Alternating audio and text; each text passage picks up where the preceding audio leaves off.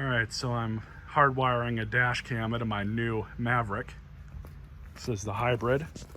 For the record, all the stuff that I'm using, all the hardware, whatever, except for the nut, is listed in the description.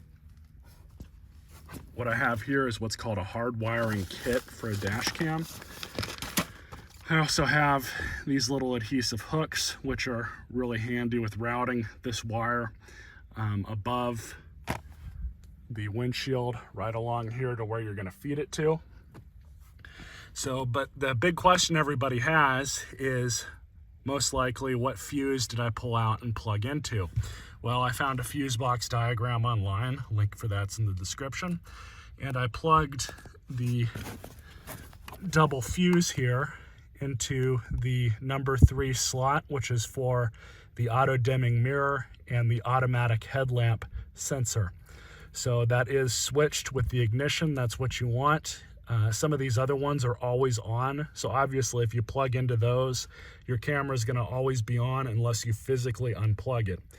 For ease of convenience, you want to put it into a switched accessory fuse, and that is the one that I chose. This particular truck does not have the automatic dimming mirror, but the automatic headlights are standard. There's the sensor.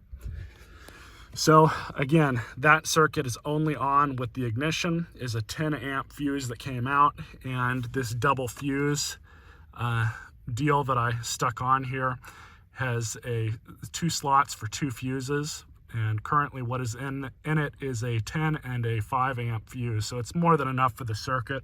Everything will be safe. So all I've done here is just kind of routed the little box here, just stuck it underneath there. And then you'll see that there's a ground that comes off the wiring bundle. That, I found a 10 millimeter nut.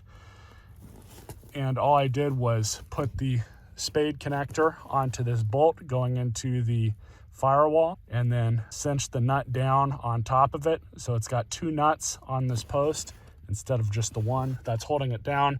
Everything's good. I've double checked it and triple checked it with turning the key on and off. It powers the camera on and off as it should. So all I have to do now is just run the wire, and I'll show you guys how I did that. So with the help of these Nylon Pry Tools, I've got the cable routed just behind that electric plug. It is not tight. There's not a lot of strain on it. It's in there pretty loose. And I just have it coming around just like that. I pulled this plastic piece back a little bit just to get the wire behind up here, routed it down up here, and then pulled it up.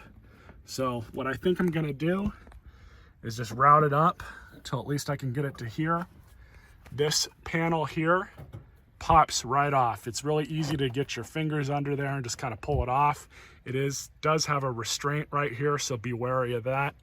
And all I'm gonna do is just run the wire up the easiest way, probably so it's out of the way of the airbag. You want to be very careful with that. But we're gonna run it probably up here to the top end of this A-pillar, run it around. So I've carefully routed it all the way up along here. You can see the cable running. Being mindful of that little push pin there. And then I've got it coming out here. So I'm just gonna situate everything, put some of these little hooks up, and go from there. So I've got everything routed in. Wiring is all good now. Gonna put the fuse box door back in / kick plate, and you can see it's got these 2 guys, that one down there, and then these 2 up here. There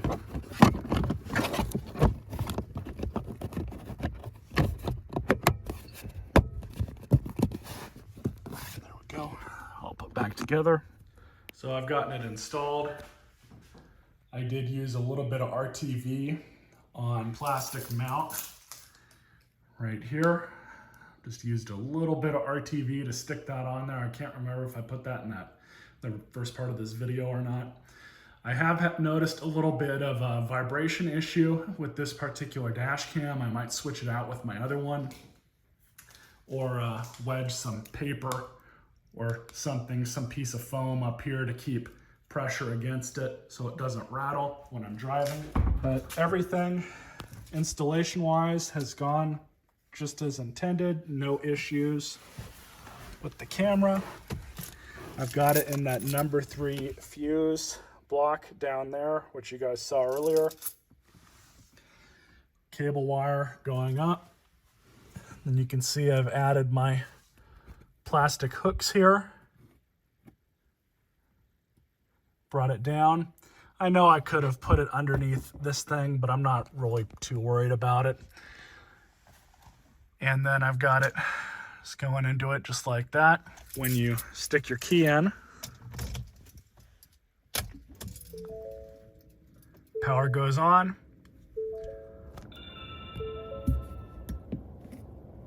Just as intended.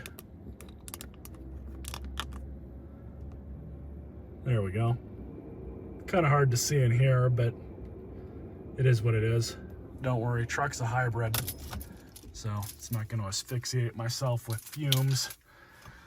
But turns off just like it should.